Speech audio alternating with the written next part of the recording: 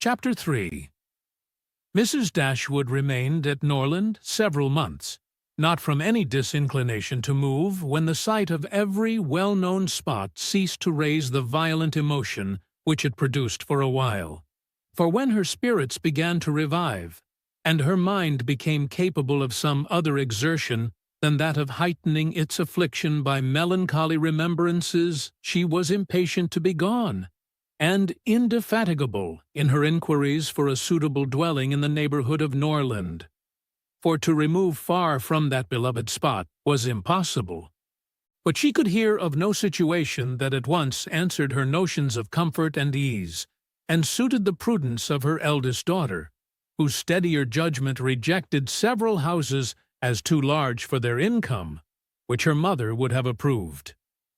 Mrs. Dashwood had been informed by her husband of the solemn promise on the part of his son in their favor, which gave comfort to his last earthly reflections. She doubted the sincerity of this assurance no more than he had doubted it himself, and she thought of it for her daughter's sake with satisfaction, though as for herself she was persuaded that a much smaller provision than £7,000 would support her in affluence.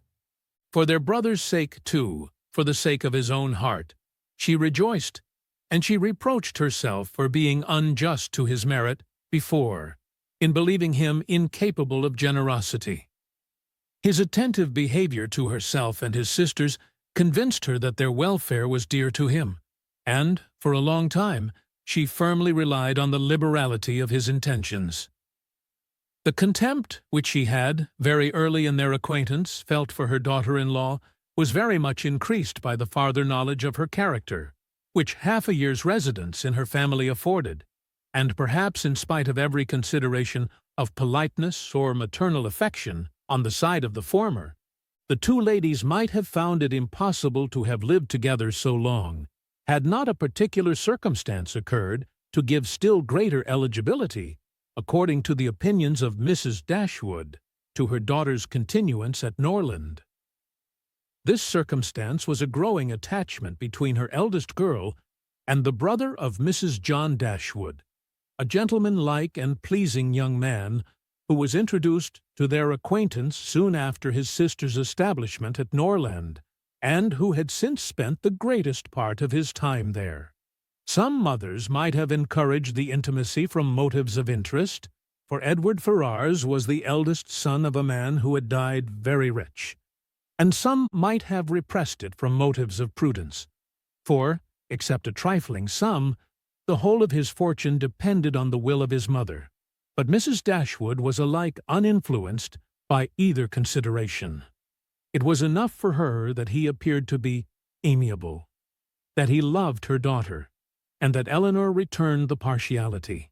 It was contrary to every doctrine of hers that difference of fortune should keep any couple asunder who were attracted by resemblance of disposition, and that Elinor's merit should not be acknowledged by everyone who knew her was to her comprehension impossible. Edward Ferrars was not recommended to their good opinion by any peculiar graces of person or address. He was not handsome, and his manners required intimacy to make them pleasing.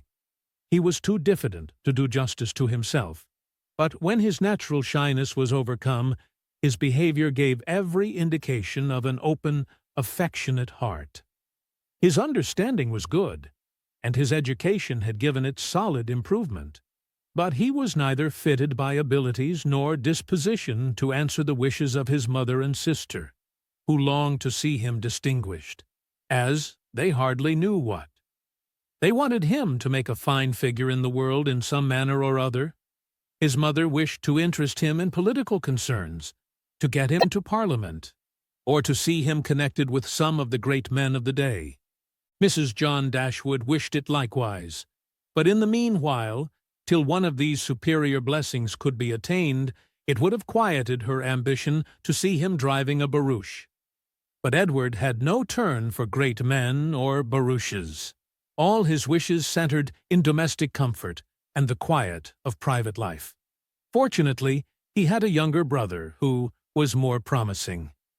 Edward had been staying several weeks in the house before he engaged much of Mrs. Dashwood's attention, for she was, at that time, in such affliction as rendered her careless of surrounding objects. She saw only that he was quiet and unobtrusive, and she liked him for it. He did not disturb the wretchedness of her mind by ill-timed conversation. She was first called to observe and approve him farther, by a reflection which Elinor chanced one day to make on the difference between him and his sister. It was a contrast which recommended him most forcibly to her mother. "It is enough," said she, "to say that he is unlike Fanny is enough. It implies everything amiable. I love him already." "I think you will like him," said Elinor, "when you know more of him." "Like him," replied her mother with a smile.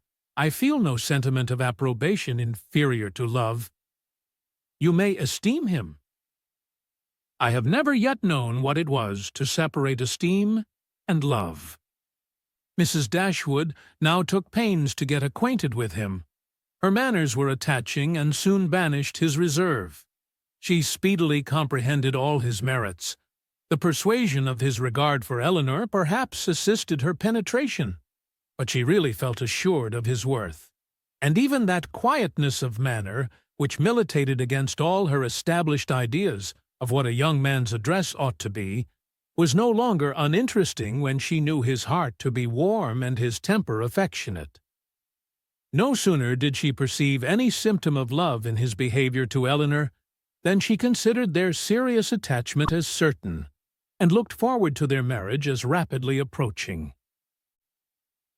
"In a few months, my dear Marianne," said she, "Elinor will, in all probability, be settled for life.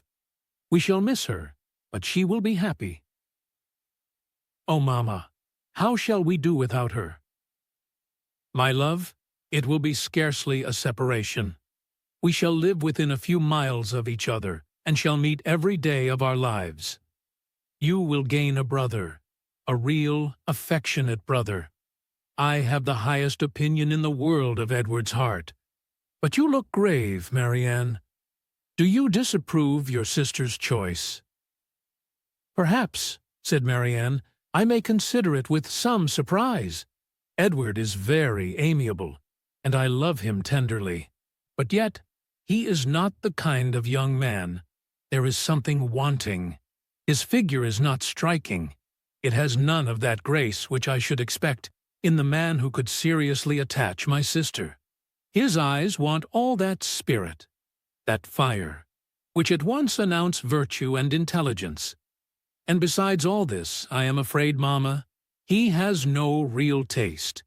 Music seems scarcely to attract him, and though he admires Elinor's drawings very much, it is not the admiration of a person who can understand their worth. It is evident, in spite of his frequent attention to her while she draws, that in fact he knows nothing of the matter. He admires as a lover, not as a connoisseur. To satisfy me, those characters must be united. I could not be happy with a man whose taste did not in every point coincide with my own. He must enter into all my feelings. The same books, the same music must charm us both. Oh, mamma, how spiritless, how tame was Edward's manner in reading to us last night.